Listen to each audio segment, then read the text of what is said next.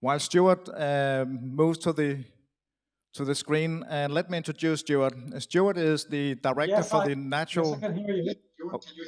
Yes, can you hear me? Okay, yes, absolutely perfect. I was just in the process now of introducing you because you are from the side of the IUCN, actually putting a very specific concept or standard on the table, and we look very much forward to hearing what you have to say on this agenda. Please go ahead. Thank you, Stewart.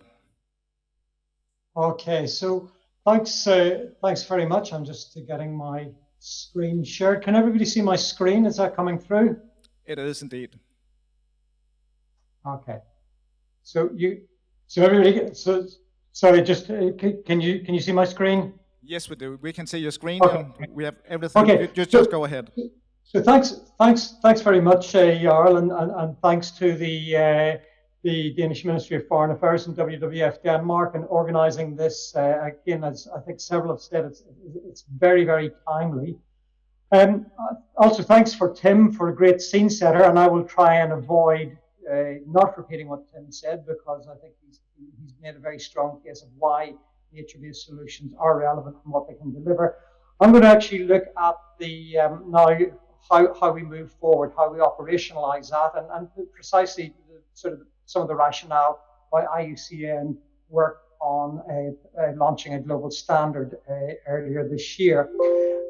In order to do so, I think it's important to maybe understand a little bit of the historical development of nature-based solutions. It's of course, nature-based solutions are on the tip of everyone's tongue at the minute. That's very gratifying. But there's really at least 20 years of work behind the current modern concept of nature-based solutions. And as I said, IUCN has been working with several partners, and indeed IUCN and WWF were really moved ahead with one of the early nature-based solutions, forest landscape restoration, way back in the late 1990s and early 2000s. But we've really been building on a lot of learning. And the reason why I flagged this up, this 20-year trajectory, is in parallel with that, there has been a challenge, I would say, in the conservation community to really demonstrate the development relevance of biodiversity and the maintenance of biodiversity. And that started, I think, there was a good platform established in the early 2000s with the Millennium Ecosystem Assessment. But at the same stage, we really have been sort of working through and trying to define what is that, and what is that distinct contribution that nature makes to addressing these societal challenges that Tim highlighted as a key part of the definition. And what I would say is that where we've come up to now is actually an understanding where I would say we can now think of two pillars to our conservation work. One is what we're often very familiar with, the imperative to safeguard nature, to protect endangered species, to safeguard those habitats that are under threat. But using the same conservation norms and the same conservation science, we now actually can see how we can frame that understanding to helping safeguard society against several of these pressing challenges that emerge. They're rooted in the same philosophical basis, the same foundation, but they are distinct. And I think that is important to actually realize. It's taken us 20 years to really work that through and get, I think, this model in place. I want to emphasize what Tim said, is one does not replace the other. It is still an absolute imperative. We must safeguard and protect biodiversity and threatened species. But we also, at the same stage, I think now have got a new concept, a new construct in our armory that broadens the reach and broadens the relevance of conservation to a wider audience. With nature-based solutions, then, I think there's a couple of implications that we need to understand. As I said already, not all conservation actions are nature-based solutions, nor should they be. It is still important that we actually work to address direct threats to biodiversity for its own sake. But equally then, I think very interestingly, that part of the emphasis from nature-based solutions is not on rarity values of biodiversity so much, but actually on the importance of biodiversity abundance. Think, for example, of a nature-based solution built around regenerative agriculture. There, what we need to see is not just a few rare nematodes returning, we need to see an abundance of soil biodiversity. So I think also that what's interesting with nature-based solutions is, again, it equips us with another pillar, another concept, and it also drives home this relevance that biodiversity needs to be seen not only for its rarity values, but for the importance of its abundance as well. Now, this I think is timely, because we've said this before. I won't dwell on this point, but just to make the point that if we looked at the global risk assessment, let's say 10 years ago, it would have been replete with economic risks. This time, for 2020, we can see it's dominated by environmental risks, and indeed some of the societal risks actually have ecosystem underpinnings as well, such as the water crisis and infectious diseases. And so again, I just want to drive home this point that Tim has made and others have made, that the nature-based solutions is this integrated approach. It is the integrated contribution from the conservation world to addressing the SDGs. And Tim focused quite rightfully on climate change, because that is a major concern. But really and truly, I think when we look across the SDGs, we see the vast majority of SDGs have got a direct opportunity for applying nature-based solutions. And again, Tim has flagged that in some of the examples we gave. Now, all that is well and good. That's great. I think we understand the progress we've made. We understand the relevance of nature-based solutions. We understand that that gives us a new reach, new audiences, to folks who don't wake up in the morning maybe thinking about biodiversity. But if we are going to really make progress, if we're going to move this from a concept to something we can really apply on the ground, and that we want others who lining up to adopt and adapt, then I think we really need some precision. And this actually was flagged up in an editorial in Nature in early 2017. And it really highlighted this point that we really needed now to invest in understanding how nature-based solutions could be delivered. We needed to be evidence-driven. We needed to have a strong scientific and economic underpinning of that. And so really, this is where I would say IUCN sort of, I suppose, took this seriously. In fact, we had just launched the definition and definitional principles of the World Conservation Congress in late 2016. And so we said, actually, the challenge this editorial puts out is correct. So that's where we started to work on the standard. And just one illustration of why that is important. Even today, we still hear nature-based solutions being misinterpreted. I remember, actually, I mentioned the World Conservation Congress of 2016. I remember being in a rather strong and perhaps heated discussion with some colleagues who were saying, no, the ultimate nature-based solution is wind power and solar energy. Well, the truth is these are very admirable things. Of course, we want to see more of those, but that energy is derived from nature. It is not based in nature. The same discussion was around biomimicry, about taking inspiration from nature. Again, that's cool, that's great, we want to encourage that, but nature-based solutions, at the heart of nature-based solutions, lie in goods and services that come from a restoring or a healthy ecosystem. And that really defines what nature-based solutions are. So again, really sort of, I emphasize that point, because if we are going to seize the opportunity of going to scale, we will need to be precise in what it can and cannot deliver and how it can be delivered.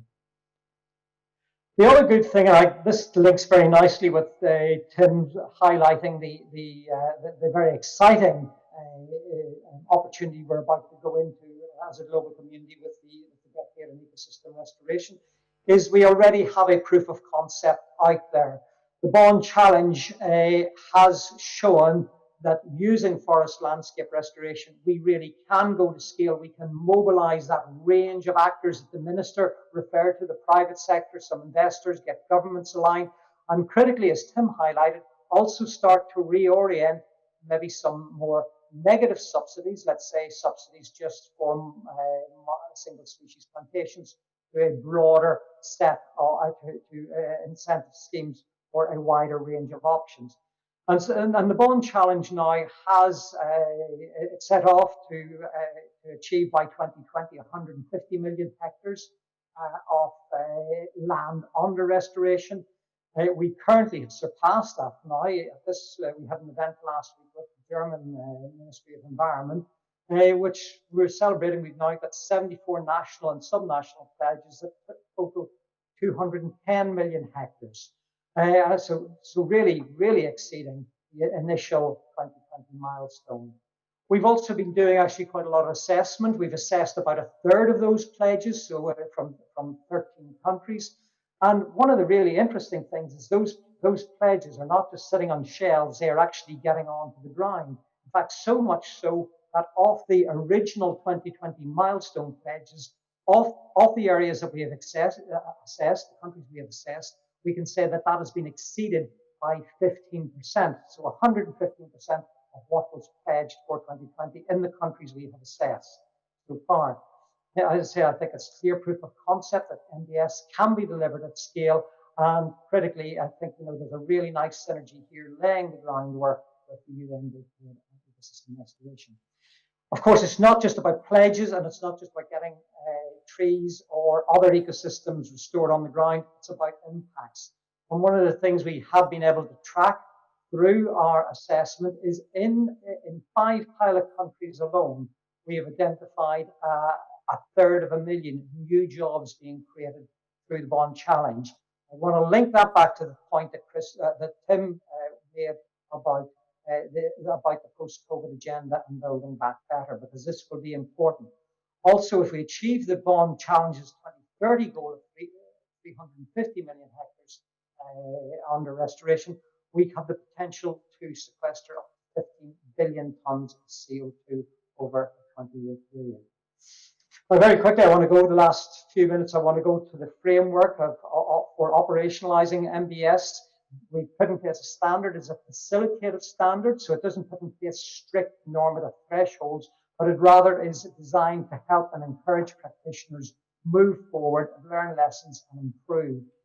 It has been developed and it's compatible with the ICL Alliance Code of Good Practice, and we've really sort of tried to make sure that it will be complementary to other verification systems. It's had 800 expert inputs, thousands of individual comments, and from a broad geographic base.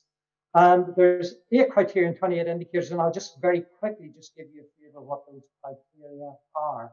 The first one starts on absolute clarity about what societal challenges we're trying to achieve. There has to be precision on that. We need to know, is it climate? Is it land productivity? Is it disaster risk reduction? Or a mixture of several of those.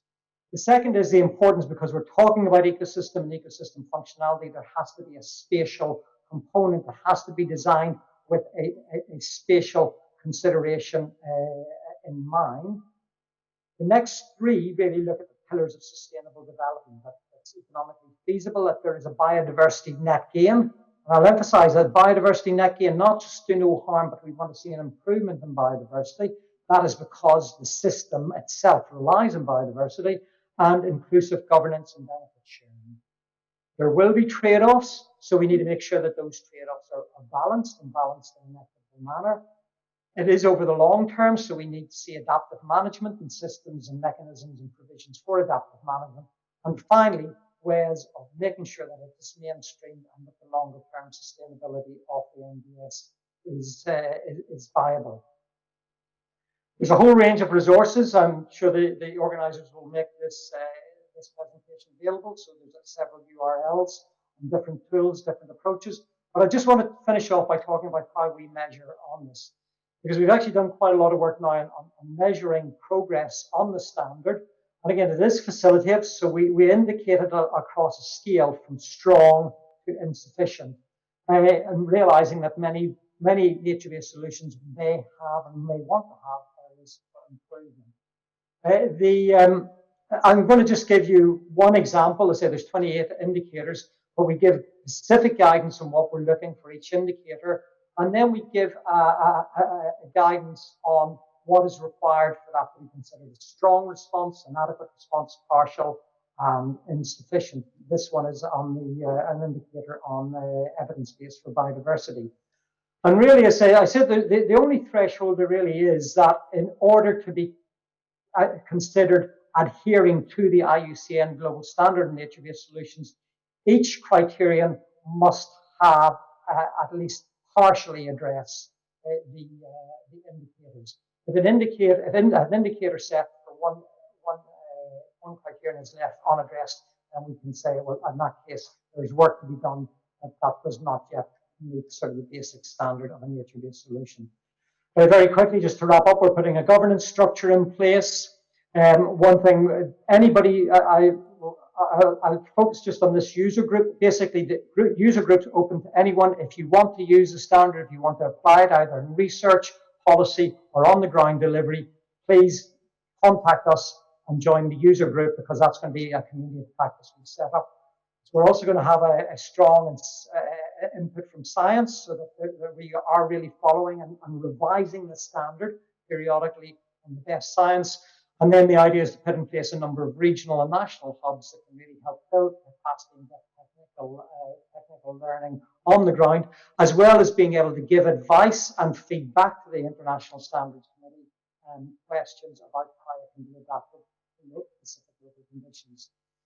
The standard and rolling out the standard is only one part of the work we need to do. As mentioned already, we're putting in place what hopefully will be a good, robust, and very transparent and accessible governance and oversight system.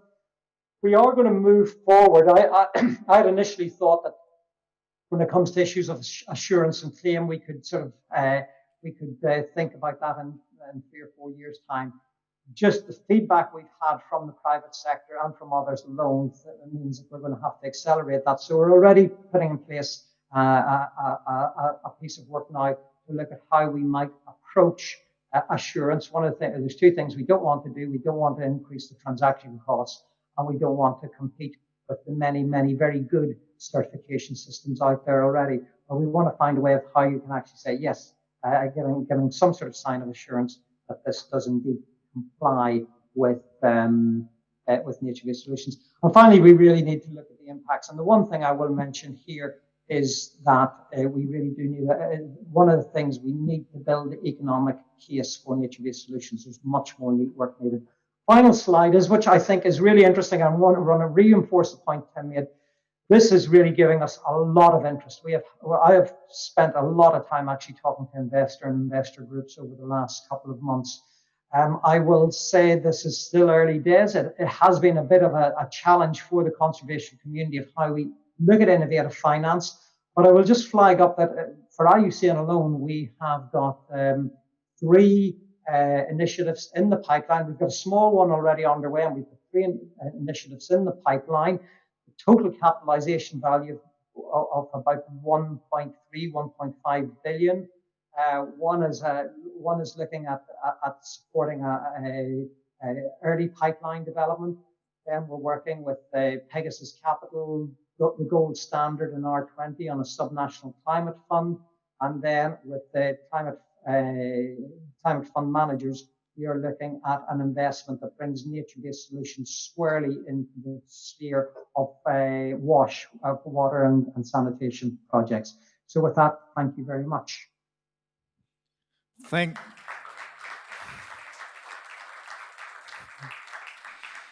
you very much, Stewart. Can I ask you one question? Following this very rich presentation, which also in many ways indicates the complexity in terms of addressing or caretaking nature-based solutions when taking it into policy frameworks. We need scale, and it needs to move fast. And now we have the framework and a toolbox. But what I found also very intriguing was the Bonn challenge. You know, and that's a pure example of success when also taken to scale.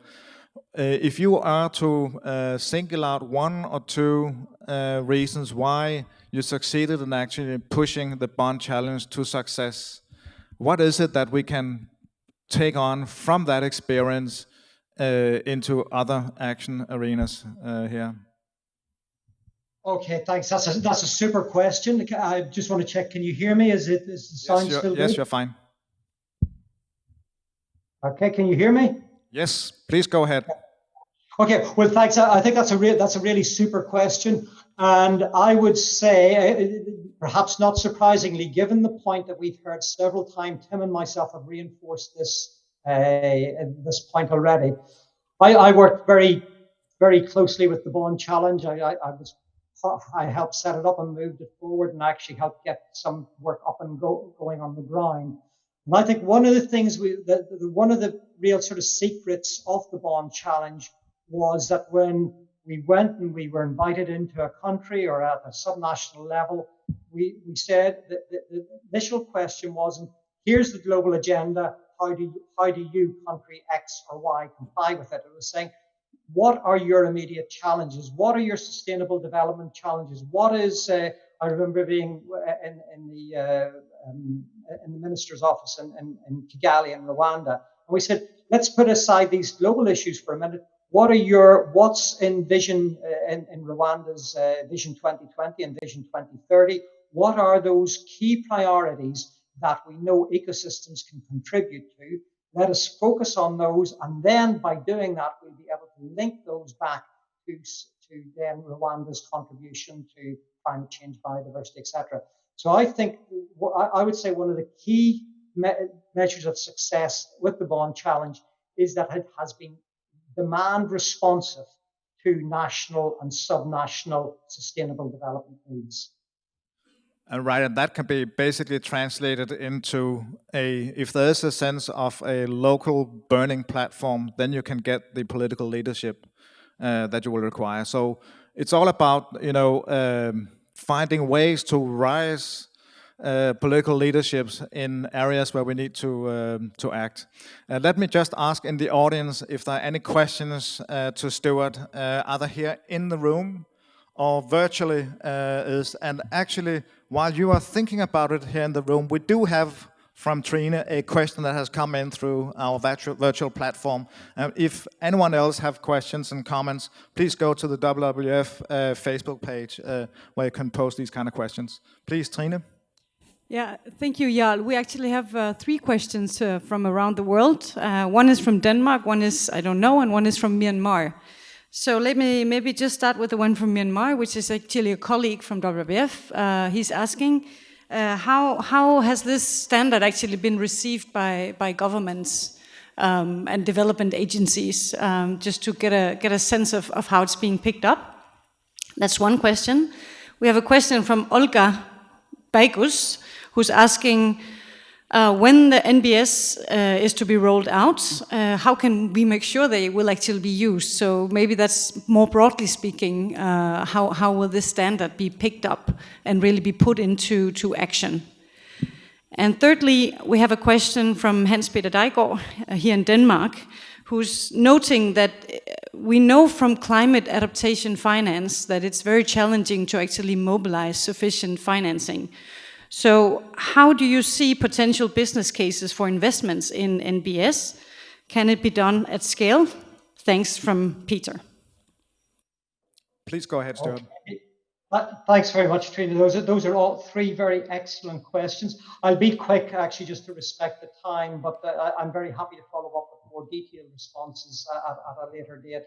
How is the standard being received by governments and development agencies? Well, one thing I can say is that we have we ran a seminar for development agencies, government bilateral development agencies 2 weeks ago. We had 50 participants. We have been working very closely with several of them, and I think one of there is, number one, there's real interest in it. They feel that even as it stands at the minute, it may offer actually quite a good filter as they look to improve the integration of biodiversity into development aid that provides that the MBS standard can actually provide a good screening tool. So, so we're working on that. But I say we've also then got, I've actually just seconded a senior staff member to work with the UK high-level envoy in preparation of the Glasgow COP. And I've got to say that it's given us quite a lot of interaction with the UK different departments there. And right up to ministerial level, there has been a real recognition and interest in the standard. So I think we're and of course on nature-based solutions more broadly. So I think we're in pretty good shape at this stage. Of course, I think that segues nicely into the second question of how do we make sure it's used. And I think that all falls on all of us. Nature-based solutions does not belong to IUCN or UNEP or a small group of us. It belongs to the world. It actually, although we've described it over the last 20 years, there's a long history that goes back centuries. And I think it'll be up to all of us to be able to drive that forward. We've got clarity on the definition. We've got a framework for how we can move forward on that. And I think there's a lot of interest. So I think it is, I would basically say it's up to all of us, and hopefully some of the tools that we put in place, IUCN with the standard and with the user group, UNEP being able to champion that platform for the decade on ecosystem restoration, we'll be able to bring and build communities of practice to work on that. But I think it's everybody's responsibility. If we believe in this and think it has got merit and think that it's helped us to move forward on bottlenecks over the last couple of decades, and I think it's all of us to move forward on that. I hope that's answered this question.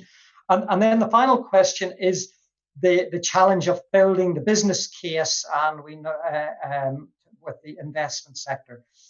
I think one of the three the funds that we are working with at the minute, all of them do not try to push nature-based solutions by itself.